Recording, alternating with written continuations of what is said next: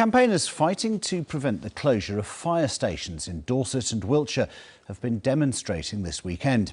8 stations are under threat across the 2 counties and 96 jobs could be lost. Well, Dorset and Wiltshire Fire and Rescue Service says its plans could save £1.5 million, as Jamie Morris reports.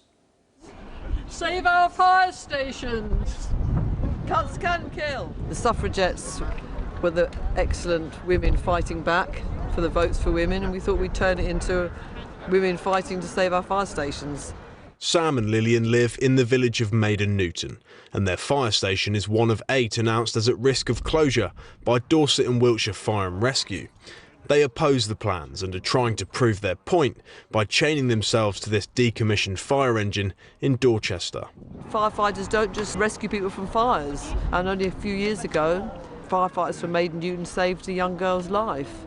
They got there before the ambulance from Dorchester, so if these fire stations are closed and there could be an emergency, a multiple emergency somewhere in the heath, then Dorchester fire engines, how are they going to get anywhere? The other stations include Cranbourne, Hamworthy and Wilton and Ramsbury, with a date set for the 15th of May for the public to have their final say as part of a consultation. It comes as cuts are planned in Oxfordshire, where Fire Brigade Union members have backed potential strike action in a consultative ballot. On-call stations at Woodstock, Ensham and Henley are being considered for closure. Now, Andy Cole, who's the Chief Fire Officer at Dorset and Wiltshire Fire and Rescue Service, said that no one wants to close fire stations like the one here in Maiden Newton, but the authorities' financial pressures reflect a long-term reduction in central government funding.